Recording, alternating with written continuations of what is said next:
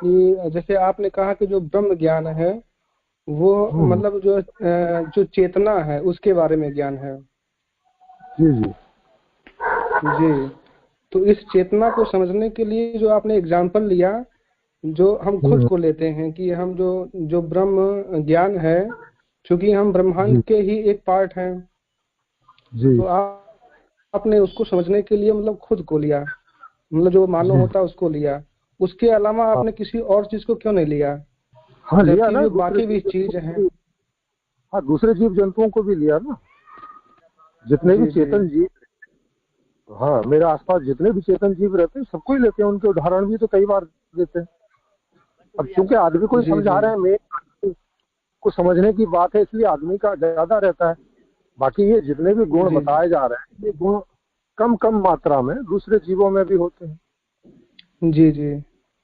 जी। हाँ, तो ये जो गुण है क्या बोलते हैं चेतना का, ये चेतना तो बाद में आई ना पृथ्वी पे, और इस चेतना का हाँ अभी, विकास होते जा रहा है। हाँ जी जी, अभी जो आप ब्रह्मांड में देख रहे हैं तो इसमें तो बाद में ही आई है ना। पहले तो जी जी। पहले तो इसमें नहीं तो जी, अभी। हाँ, ब्रह्मांड में तो बाद में ही आई है, लेकिन बाद में बाद में भी तो तभी आएगी ना जब इसके बीज में होगी, नहीं तो बाद में कहाँ से आ जाएगी कुछ भी। जी जी। तो हाँ जो चीज मतलब चेतन नहीं है, क्या हम उसके जी। अकॉर्डिंग उसको अगर समझें ब्रह्म ज्ञान को, तो कैसे हम उसको समझ हाँ सकते हैं? हाँ, उसको उसको भी समझते हैं, लेकिन वो दूसरी धारा है, बताया ना, दो तरह से। जैसे उसको फिर ब्रह्म ज्ञान नहीं कहा जाता, उसको आप फिर ब्रह्मांड ज्ञान बोलेंगे, या जैसा, देखो ब्रह्मांड ज्ञान में जैसे दो भाग हो गए, एक चेतन हो गया, एक जड़ हो गया। तो जड़ में आप जैसे पूरी विज्ञान जो है खोज कर ही रही है, मैं वो सब खोज कर ही रहा है, तो जी वो सारा ज्ञान हो रहा है। तो उसको आप जड़ खोज के रूप में रख सकते हो, माने वस्तुओं के जिसमें चेतना नहीं है। क्योंकि इस दुनिया में आपको दो प्रकार के पदार्थ दिखाई पड़ते हैं, एक वो है जो जड़ है, और एक वो है चेतन है। और चेतन की परिभाषा हो रखी है, मैंने कई बार की है। चेतन का मतलब है जो इच्छा करता है, वो चेतन है। यहाँ चेतन से मतलब चलना फिरना दौड़ना इत्यादि नहीं है, जिसमें विश होती हो, इच्छा होती हो। तो यहाँ दो ही प्रकार के चीज दिखाई पड़ती है इस, आप जितना मर्जी भी कहा, जहां तक भी देखो, एक वो चीजें होंगी जिसमें इच्छा नहीं होती, जो प्रकृति के नियमों के आधार से ही चलता है। एक वो चीजें हैं कि जिसमें वो तो है ही है, जो जड़ वाली चीजें वो तो है ही है, लेकिन उसके साथ साथ चेतनता भी है, वो इच्छा कर सकती है। तो ये एक अलग एस्पेक्ट जुड़ जाता है। तो इसका भी अध्ययन होगा ना। जैसे जो जड़ है, जड़ में बहुत सारे विभाग हैं, भौतिक विभाग है, रसायन विभाग है, जीव विज्ञान विभाग है, ऐसे करके बहुत सारे विभाग हैं।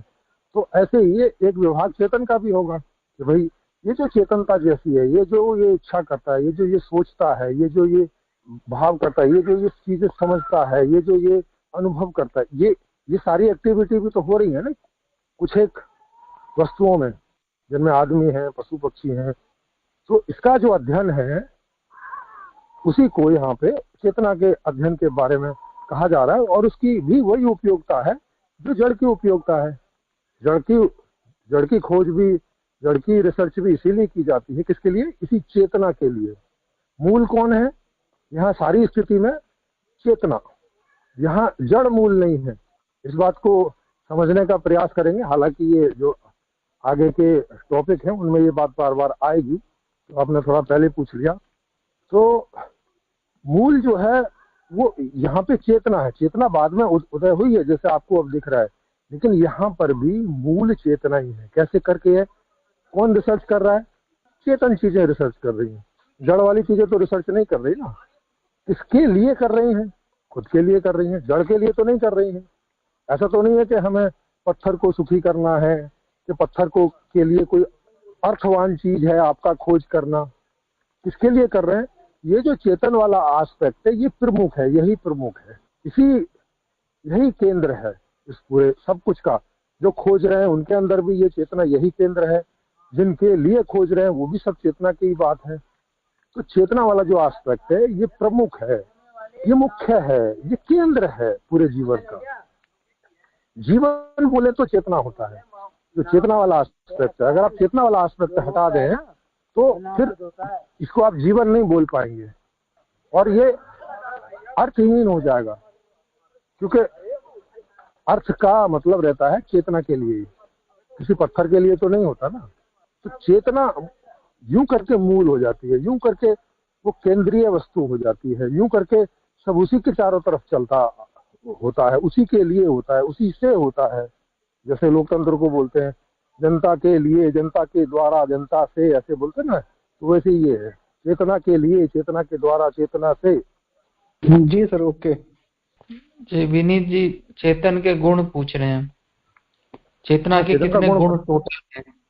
अब वो वैसे तो जब लिखते जाओगे तो वो करोगे। चेतना का मतलब सीधा सा रहता है, जिसमें इच्छा करने की सामर्थ्य होती है, जिसमें अनुभव करने की सामर्थ्य होती है, जिसमें भाव करने की सामर्थ्य होती है, जिसमें चिंतन मनन करने की सामर्थ्य होती है, जिसमें निर्णय लेने की क्षमता होती है, जिसमें कुछ करने की क्षमता होती है।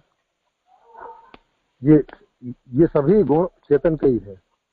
माने मूल रूप में बोले तो ज्ञाता, कर्ता और भोक्ता, ये 3 प्रकार की इच्छाएं उसमें होती हैं, ज्ञान करने की, कुछ करने की और भोगने की।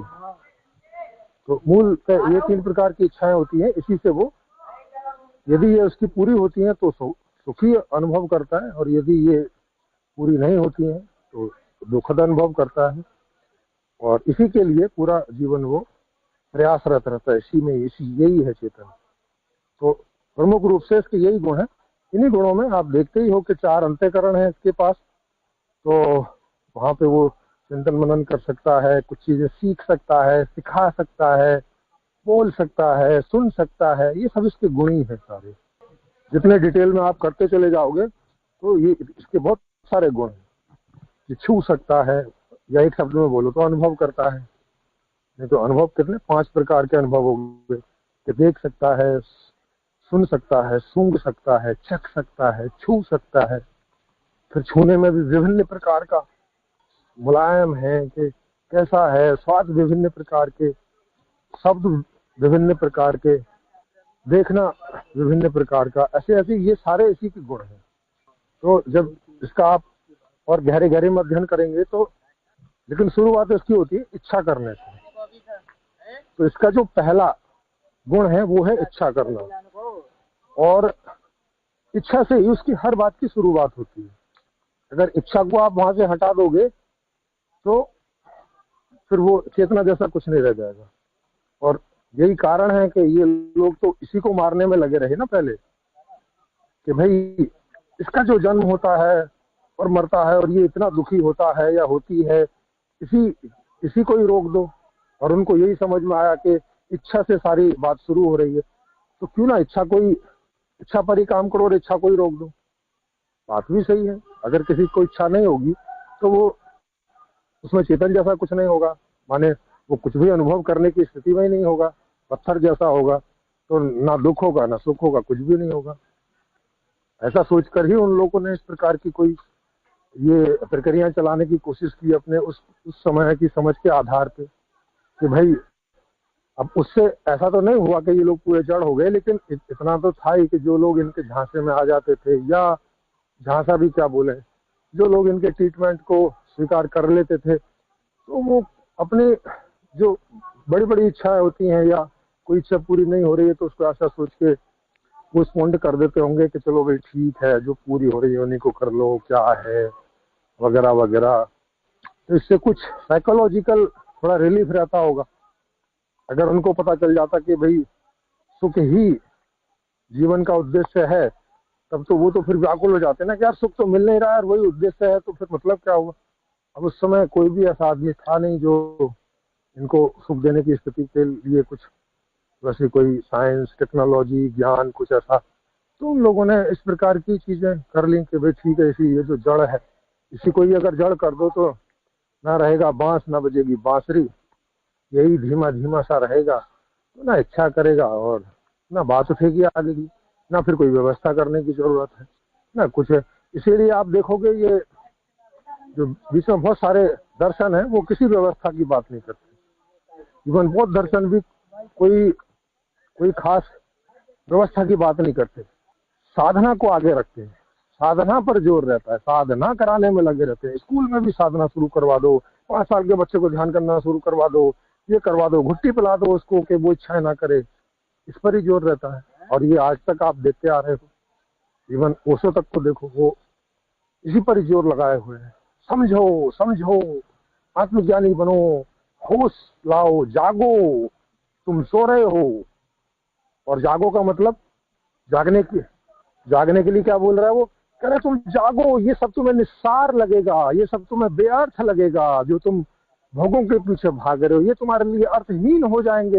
अर्थहीन हो जाएंगे माने क्या, कुल मिला के इच्छा तुम्हारी बंद हो जाएगी, फिर इच्छा नहीं करोगे, क्योंकि बेकार की चीज की कौन इच्छा करता है। और इसी चक्कर में खुद 93 रोल्स रॉयस, वो तो 365 का इरादा था, तो मौका नहीं मिला उसको। अपना नहीं देख रहा है कि भाई खुद की तो तुम्हारी तो इच्छाएं नहीं घट रही हैं, जागने के बाद भी। जो तुम 21 साल की अवस्था में जाग गए थे, फिर ये सब न, तो यूं बहुत सारे विरोधाभास इन लोगों के जीवन में दिखते भी हैं, क्योंकि ये मूल स्वभाव है ना चेतना का, इच्छा करना। और इच्छा कोई करेगा तो किस चीज की करेगा, सुखी होने की करेगा ना, दुखी होने की तो करेगा नहीं। आप खुद देखो अपने अंदर कि अगर आप इच्छा ना करो तो ये चेतना वाला आस्पेक्ट खत्म हो जाएगा, इसकी शुरुआत ही नहीं होती है, बात ही खत्म हो जाती है। नंबर 1। नंबर 2, अगर आप इच्छा करोगे तो सुखी होने के अलावा किस बात की करोगे, दुखी होने के लिए तो कोई करेगा नहीं, करता भी नहीं है। दुख से तो बचने की ही कर सकते हो और सुख को पाने की कर सकते हो, इसके अलावा और कोई इच्छा करने का कोई भी मतलब है क्या? आप बताओ, ये कोई भी मतलब होगा क्या? नहीं होगा। विनीत जी, ये